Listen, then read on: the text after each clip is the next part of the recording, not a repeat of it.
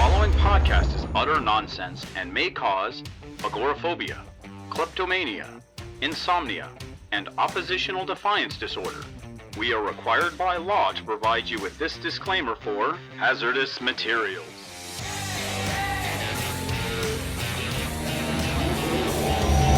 And welcome back to Hazardous Materials, where here it's always Friday. I'm Gideon Gonzalez, and joining me as always, Casey Johnson. How's it going? Now, I have had a fraught relationship with Star Wars comics. They're a bit on and off with me, but You don't like green bunnies? I'm actually a big Jackson guy. That's an on for me, friend. But this new Marvel event, which is always a phrase I'm hesitant to give praise to, Gonna go right into it. Okay. but Marvel's doing a big crossover event with all their Star Wars titles, and I think the last time they did a crossover was Vader Down, which ruled. Mm-hmm. And they're doing the War of the Bounty Hunters, which I was tempted to check out because I love me some bounty hunters. Who doesn't? The Tales of the Bounty Hunters anthology was one of my favorite books as a kid. I was all about learning about how IG-88 actually took over the Death Star at the end of Return of the Jedi, but then got blown up right when he did. Poor IG-88. I've always wanted like to have the old bounty hunters just kind of lined up on my desk. I've The got classic run. I had almost all of them in the Black Series line, but then I missed Dengar, and I think Dengar is the most expensive of the bunch now. And so I'm honestly at the point of like, do I just sell the rest of these guys now? Just bail on the whole concept. Exactly. But, so yeah, War of the Bounty Hunters. The current Star Wars line is taking place between episodes 5 and 6. Yep. Which, conveniently, is that's around the time the bounty hunter showed up. Yeah. No disintegrations. Yeah, no disintegrations, not allowed.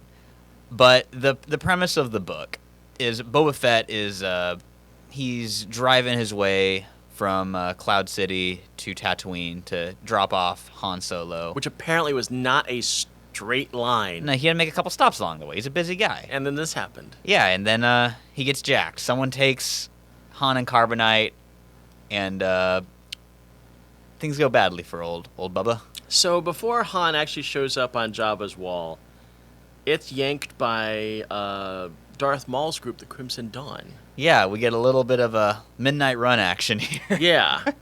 So apparently the clock is ticking. Boba Fett's not thrilled, and someone is going to die. Yes. Boba Fett's extra not thrilled because in retaliation for losing his beloved Han Solo, Jabba the Hutt puts a bounty on his head, and every Tom, Dick, and Harry decides they're gonna try to get a piece of the action. Yeah, including Zuckuss and 4LOM. So, God, it's so weird. When I read it spelled out phonetically, I was like, that's not how you say forlom. That's 4LOM. Or we're calling them AT-ATs now. They're AT-ATs. They were AT-ATs. Sacrilege. Well, do we call them... I don't know. I didn't have another example.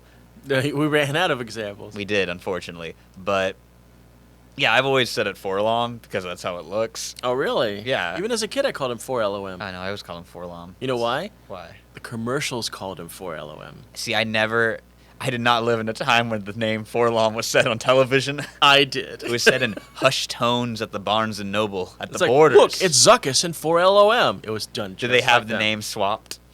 No, but I know what you're talking about because they did for a long time. Yeah, even though one of them is clearly a robot. Yeah, it's clearly a droid. A goofy mix-up. Yeah.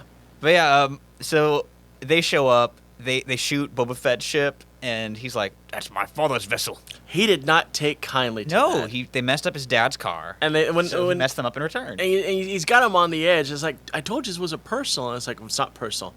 But that was my father's vehicle. And so I was a little concerned with Zuckuss and 4-Lob's fates in this book. 4LOM. However, they are getting their own one-shot during this event. Yes. And it's being drawn by Keizama, who is one of my favorite Transformers artists, and I'm very excited to see her tackle So these one would characters. assume that they actually survived this event. Fingers crossed, man, because it don't look good. It didn't look for good Zuckuss there. 4-Lob gets his head yeeted into a pit. Yeah, he did. But he's a droid. Yeah. He'll come back. Droids always come back. Yeah. But, so, Boba Fett he's getting attacked on all sides. The haters and the losers are coming for him. The total scrubs. Yeah. Like the guy he fragged in the bar. R.I.P. Yeah. There's at least one Rodian popped up, as they do. They exist to just be Yeah. sad bounty hunters. The Rhodians, I find, either show up to be completely killed or screwed up in some Or they fantastic show up fashion. to be my childhood Jedi Academy character, because for whatever reason, Rodians were a choosable race, and I was Really? like, hell yeah, I want to be the Greedo species.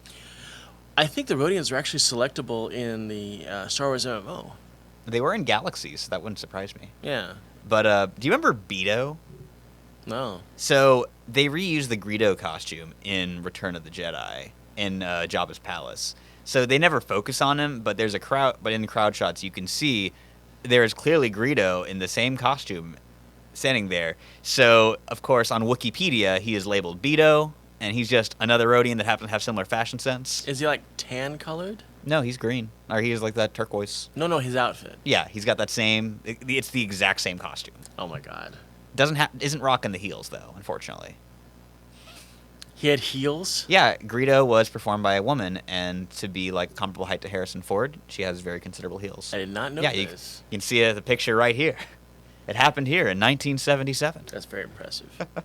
So, anyways, Bubba's going around the galaxy. Jabba is talking it up with the other Hutt Lords, and it is amazing. I love this. I There's know a- where you're going. There's a Buff Hutt. So ripped. I'm all about Buff Hutt with his like. The first thing I 12-pack. spotted is like, that Hutt's got some big guns. Yeah, I was like, man, why'd they draw him so tight? I was like, oh, those are abs. Those are super That's the Bowflex Hutt. Yeah, and I like the fact, though, that even though he was super buff and ripped, he referred to Jabba as the most powerful Hutt. So, I guess Got the political if you're machinations. fat and corpulent, you're definitely a superior being. But speaking of chunky Hutts, there's a Marlon Brando Hutt. Marlo. He's got the little hair and the mustache. He's even sleepy. And he even mentions cats at one point. I don't trust the cats. Exactly, and I was like, you come to me on the eve of my daughter's wedding, Solo. Well, it turns out Marlo is like 1,000 years old. That's beautiful. I know. Marlon- Apparently, old Hutts Marlon get Brando sleepy. was famously 1,000 years old when he filmed The Godfather. So Well, as far as I understand, that's the truth. he's immortal. He was at least 1,000 years old when he did The Freshman. Deep cut. Wow. But the big reveal, and this was what really sold me, because I was like, this is fun, I'm enjoying this, but I don't know if I need to follow it. But then, if you're worried about spoilers, maybe skip ahead a minute. Oh, we've already destroyed the spoilers. Of That's the story. true. Kira from Solo is leader of the Crimson Dawn, and she's the one who's got Han Solo's body. She's the one that engineered this whole snatch and grab. Yeah, and now she's gonna sell to Jabba, which I'm like, damn girl, cold. First time That you've is seen pretty Han. cold, unless she has another agenda. I'm actually really I'm excited to be excited about a Star Wars comic, because like I'll dive in whenever they do relaunches, and it hasn't really hooked me since Gillen's run on Vader. And apparently this issue has caused such a stir in the Star Wars community that Kira's actress even noted it and spoke about it on her own Twitter That's account. so cool. Good for you, Emilia Clarke. Yeah. Get that Solo 2 money. Right? I'm a Solo defender. I am too. And I think it's because I think it did really well. I think that Donald Glover is the new Lando, period. Oh, for sure. And if they don't make him the star of that new Lando show, they've done us all a grave disservice. How can they not? They gotta. And, of course, the ultimate reveal at the very end that Darth Maul is running the Crimson Dawn. God, it ruled. It was awesome. That was one of those like, oh shit moments in theaters that you don't see too often. No, you don't. It It's was like, delightful. because that's clearly Mr. Park behind all that. And of course, always happy to see Phoebe Waller-Bridge of Fleabag and Killing Eve get a Disney check when she was L337, the best character of the movie. Oh, wow. I've actually just started watching Fleabag. It's so good. It's surprisingly good. genuinely one of my favorite shows the last few years. Yeah, I've got one more season to go. You've actually just reminded me that It's I need good to watch stuff. it. They're Yeah. short seasons. It's British TV. It's baby. very short. It's a short series. Yeah, it's Yeah. only 2 seasons and that's it. Yeah. But anyways, it's a good time to be a Star Wars comics fan, and It is. I mean, the Darth Vader comics for me, those are the only ones that I read, Mm-hmm.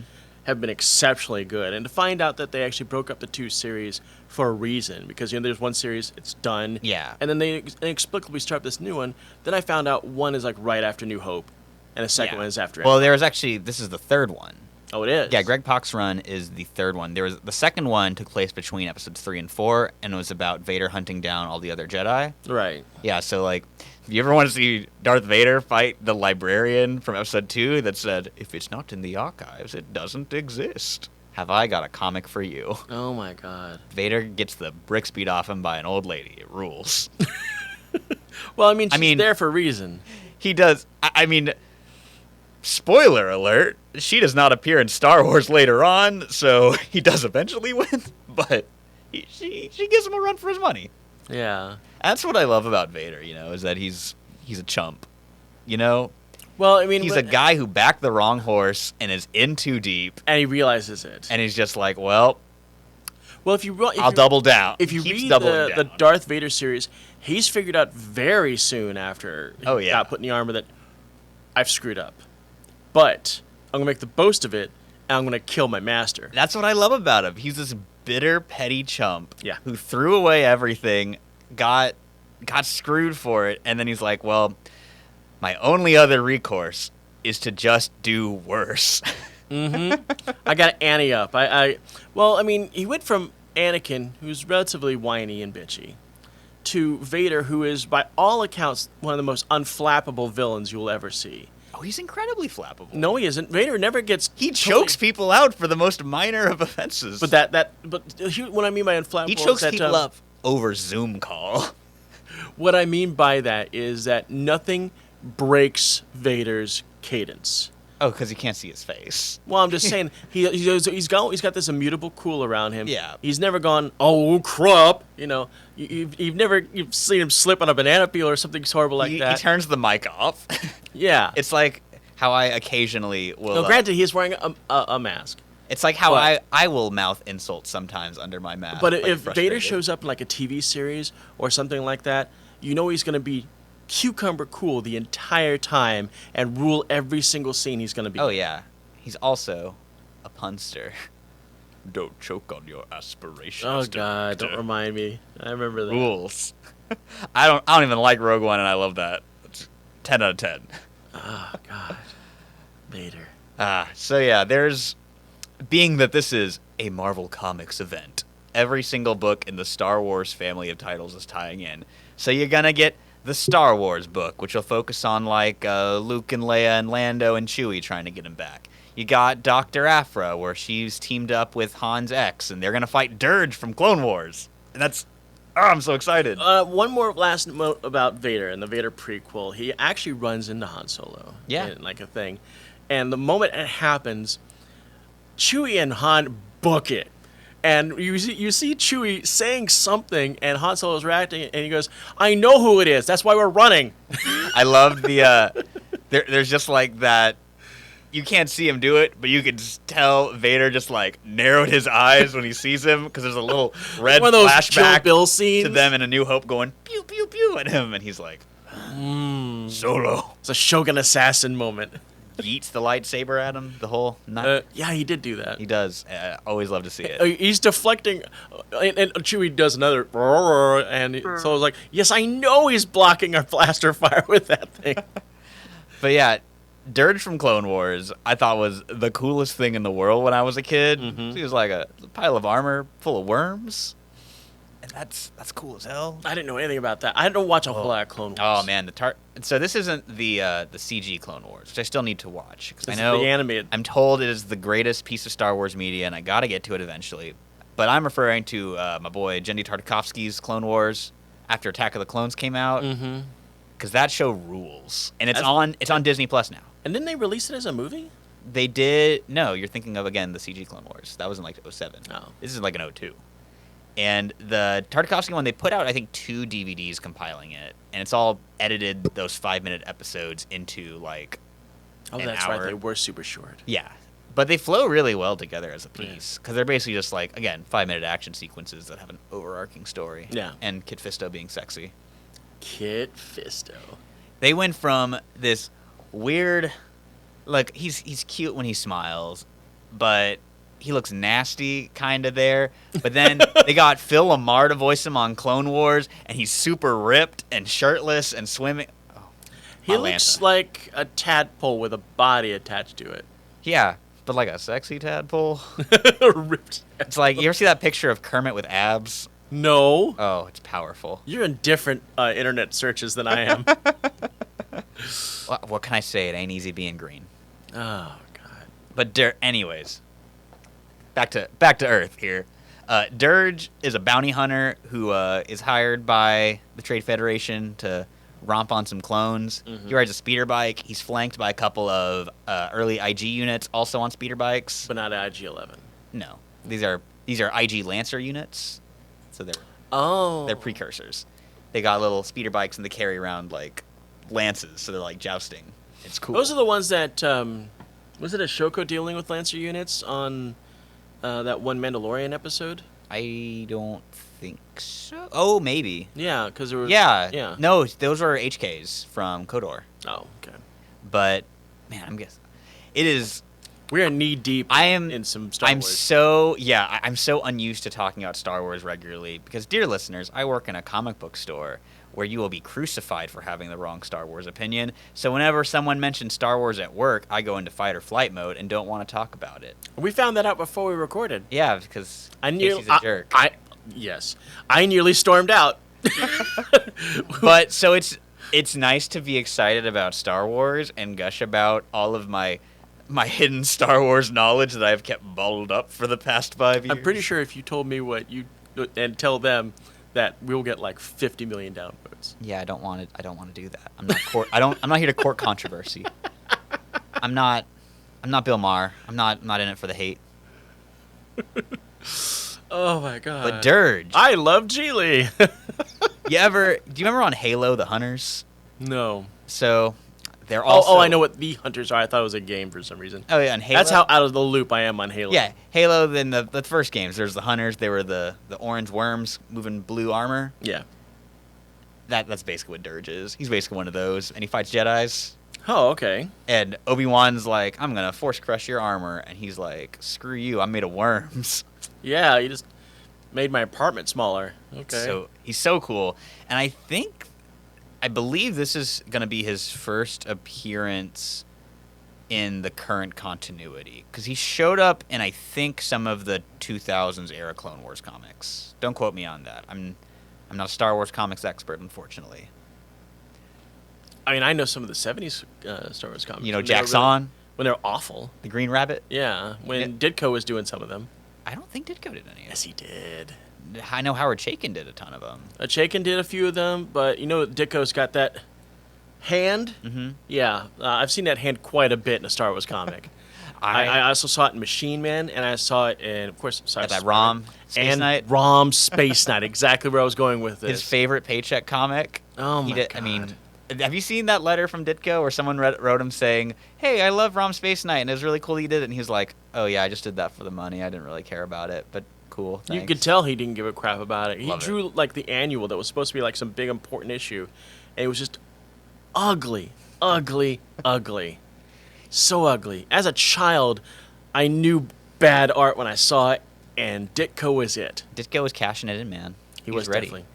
But where was I on listing? Oh yeah, so Star Wars, you got your core Star Wars cast minus Han, obviously. Mm-hmm. Dr. Aphra, you got Dr. Aphra, and it's killing me that I can't remember Han's ex-wife's name. Kira? No, like his ex-wife that's introduced in the Jason Aaron Star Wars stuff. People have to not remembering her name, but she's there as well. Again, I didn't read much of the Jason Aaron Star Wars, so. And Bounty Hunters is focused on Dengar, which it feels weird that he's gunning for Boba Fett. Because don't they have like They're homies. Yeah, they're buddies. they're buds. Boba Fett was Dengar's best man because maybe Dengar's trying to like help him out by taking the bounty? I don't know. He's just saying to his cyborg friend from the 70s, he's like, "Come on, man, we can be set for life if we kill Boba Fett." And I'm like, "That's not my Dengar. Not my Dengar." Dengar always to me looked like a Civil War hospital vet. Do you know what his backstory is, right? Well, you've told me like 3 times, at least 3 times, and whoosh, goes right up my head afterwards. For Casey and viewers who don't know, Dengar was like a drag racer in space, and one day he raced a young scoundrel named Han Solo, and Han Solo did a little like switchy move on him and made him crash into an asteroid belt and got messed up. Well, yeah. So he is horrifically scarred, and that's why he is wearing all that gear. He used to be a stormtrooper, I think, and that's why or used to be a snowtrooper, and that's why his gear is snowtrooper armor painted brown. I mean, the real reason is because George was like, I wonder if we just paint some of that brown. There we go, new character.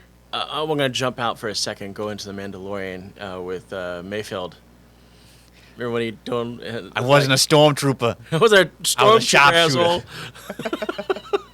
But, did you see that Dengar was in Rise of Skywalker? No. So, you may have seen when they go to that cantina with the John Williams cameo as the DJ. Oh, touch the microphone accidentally. But there is a horrific-looking rictus grin droid guy whose name is, like, in the book... Yeah, it's, like, reversed. Yeah, his name is an anagram of Dengar. Yeah, and I was like, don't do my boy dirty like that. He's had a rough life. You hate to see it. I think I remember that. Because... I've only seen Rise of Skywalker once. Same. But, my boy Dengar, as I recall from my childhood, and as it was in my childhood, it's objectively better. It's not. Folks, don't be blinded by nostalgia. It's a disease. It is a disease because I bought the Transformers set a couple years ago, and I watched it, and I sold it. But anyways, Dengar went to go pick up his best friend in the world, Boba Fett, when he was stuck in the Sarlacc pit. That's the real reason Boba Fett survived, was the power of friendship. And Dengar then later settled down and met a nice girl and got married, and Boba Fett was his best man. I'll tell you what, those Tales of the Bounty Hunter books, I revisited a couple years ago. They're really hung up on, like, marriage. Like, Boba Fett makes multiple speeches about how he doesn't have sex, that he's chaste. Why is that important? It's weird. I don't know. I feel like the author had very strong views about premarital sex because, again, he makes a huge point that Dengar gets married and that Boba Fett doesn't have sex because who knows why. It was very bizarre. And, like, as a child, I didn't really pick up on it. But as an adult, I was like, this guy's really hung up on Boba Fett not having sex. So what I'm really getting at here is I really hope in the War of the Bounty Hunters that we learn once and for all what Boba Fett's views are on adultery. It's very important to me. Well, you know, because it's important to me, and I need to know what it is. Exactly. And I need to I need to know, is Dengar married? Has he met the girl he's going to commit his whole life to? And if he doesn't, is Boba Fett going to cast a judgmental eye at him? I like to always picture, when they said that Boba Fett was the best man, as a child I immediately pictured him wearing a tuxedo but with the helmet still on. I expect him to wear, like, the bow tie with the suit. I want them to both have the suit, frankly. But I want Dengar to wear it over his armor because it'll kill him if he takes it off. That's my dream Star Wars project. Kathleen Kennedy, call me. I've got ideas. I got Disney Plus shows out the wazoo here. Hire me. I'm giving this away for free. This is gold. What's the name of that reptilian one with the long arm? My boy Bosk. Yes. He's got the half sleeves because he's wearing a human-sized one. Every time I used to play with the action figures, I put his arms up, and it'd just be these gigantic man scoopers. You mean the hunter of Wookiees, boss? Yeah, they were not. He did not. He was not fond of Wookiees. Yeah, that's why he took the job. He liked to skin them and sell them as rugs. Did you notice that when Boba Fett put on his new outfit, he got rid of the Wookiee braids? He was like, it was a different time. It was a different time. We all have regrets. Working for Jabba was apparently one of them. I'd like to express my deepest apologies to the Wookiees. Oh yeah, and talking about this, we're gonna dive right into frickin' Mandalorian and the end of it. So if you haven't watched that, you need to stop watching this. But yeah, when he walks in, just blasts out Bib Fortuna. It's like, I'm all about that. I'm glad you brought up Mando because that was a point I was gonna get to, but I think this is a great point, a great segue to talk about it here. Okay. Is that we have had we've had 6 years of Marvel Star Wars comics, and not once have we had a Boba Fett solo book until now, because there's going to be one spinning out of War of the Bounty Hunters. This book is essentially just like the lead-in miniseries to a Boba Fett ongoing, which I'd always thought, that's really weird. That would sell like hotcakes. But I'm thinking now that the reason they're doing it now is because Disney put a moratorium on them telling a Boba Fett solo story. He could show up in the Star Wars books, but they had specific plans of what they wanted to do with Boba Fett, and they wanted to let Favreau and Filoni and crew figure out what they were going to do with him before they started adding new canon. Was that same moratorium on Dark Horse? Rob, you know about that, wouldn't you? Was there a Boba Fett solo book for Dark Horse? He had his couple. He had some minis, but he never had an ongoing. But Dark Horse also never did ongoings outside of the main Star Wars book. Well, they did a few ongoings. There would be like Old Republic, but it would generally they wouldn't. They would have like a mini series. Yeah, like, they wouldn't what do did like for Darth Maul. They would have. Yeah, they'd have their ongoings would be like kind of universe spanning, and then solo books would be minis. So they'd be like a couple of Vader minis. There'd be like a 2-issue Boba book here, and yada yada.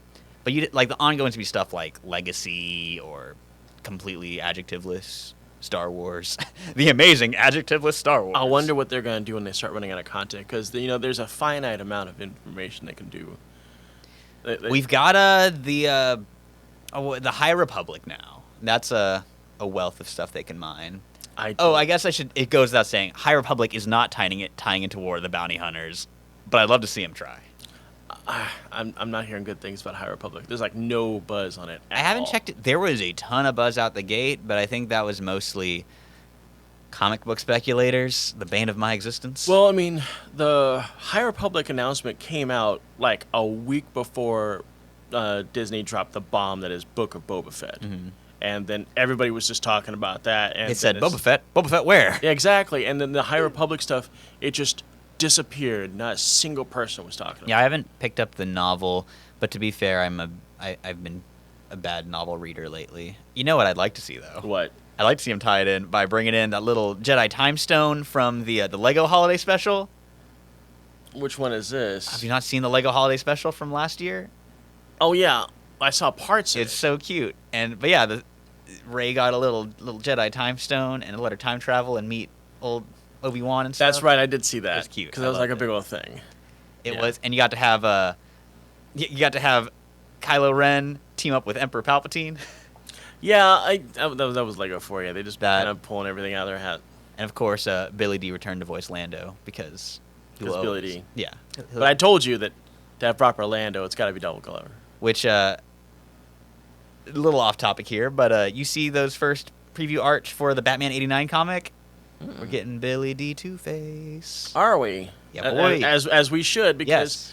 Tommy Lee Jones, in his complete humorless assness, does not deserve to be. I cannot Two-Face. condone your buffoonery. Yeah. But enough about the Star Wars.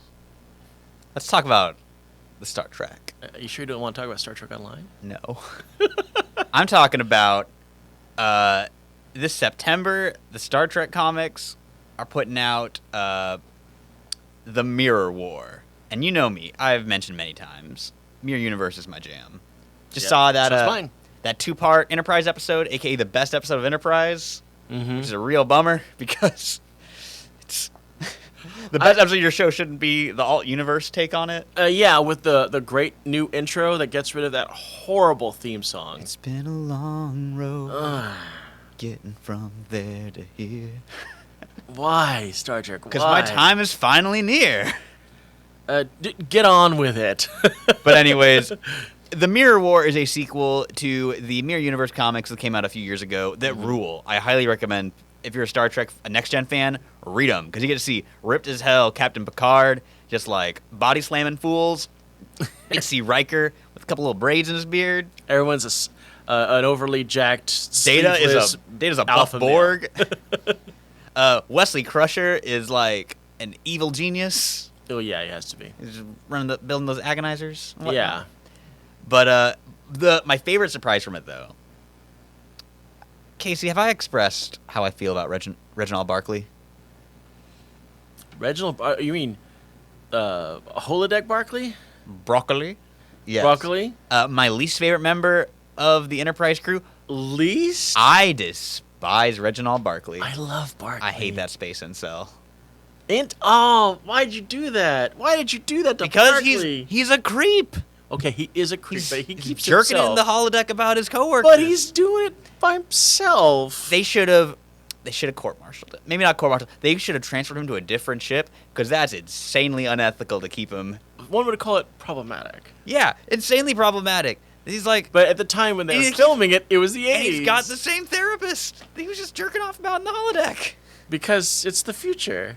It's bad. In the future, there are no incels and there are no problematic people. Every Barkley episode is awful except for the Moriarty episode, And he cusses his bear. Moriarty?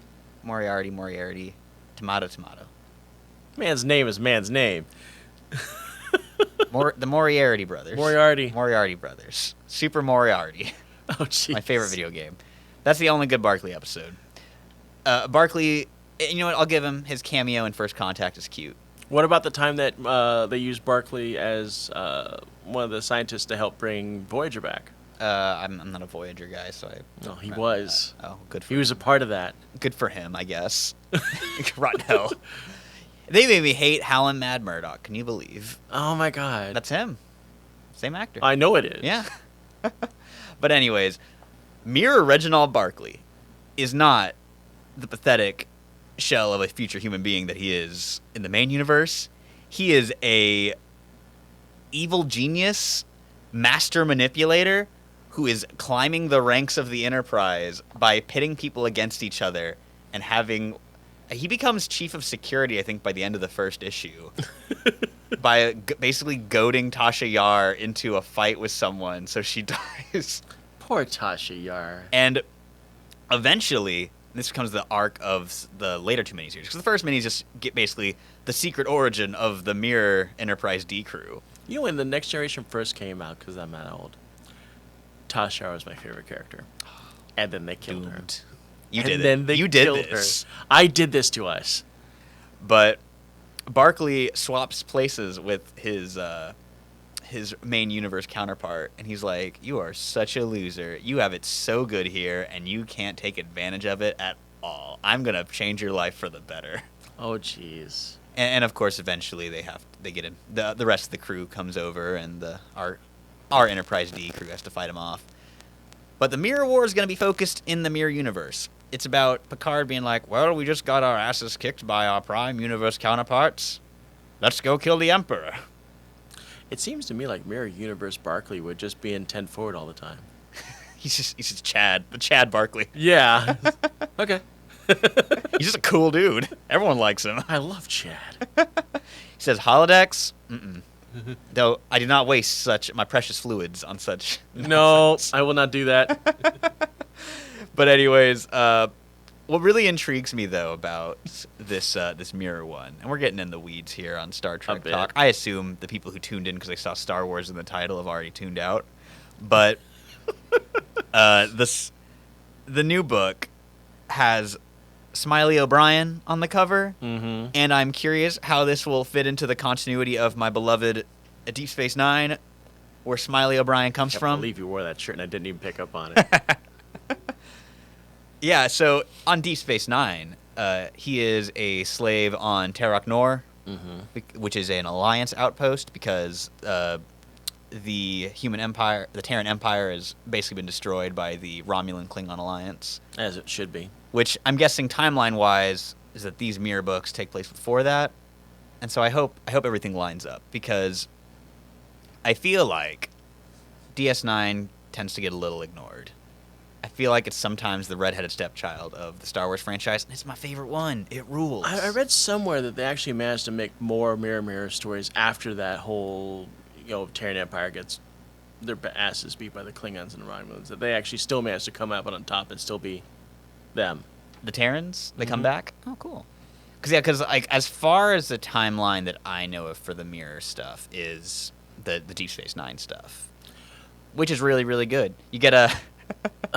I'm going to give you another warning, because here it comes. I was going to say... Star Trek Online uses the Terrans... Take a drink. I love this game, okay? Uses the Terrans quite a bit, and also for storylines. So, Star Trek Online takes place 9 years after Picard, so Terrans obviously made out on top. Good for them. Good for them. R.I.P. Chancellor Worf with his Garrick on a chain. Yeah, they don't really talk too much about that, but you can have a Romulan Mirror outfit. Is my girl Mira Kira still around? Mira, no, but Lita is. Mira Lita. She's an admiral. That's awesome. And she's like the... to quote Rom in that episode, it really is the alternate universe. She's actually the commander of Terok Nor. Oh, that rules. Yeah. Good for Lita. Get it, girl. Hell yeah, Bajor. There's one part where you're defending Deep Space Nine from this incursion, and Lita pushes Tarek Nor through the rift, so Tarek Nor and Deep Space Nine are fighting each other. That's so cool. It's actually a really good episode. And with that, I think we've got ourselves a really good episode about the stars and the comics. Yeah. Folks, we're going to go through our normal litany here. Check out the links. Maybe give us some money on ye old Patreon. We might make some content if you throw us a little cheddar. And we already got an idea of what we're going to do next. Did we agree on that?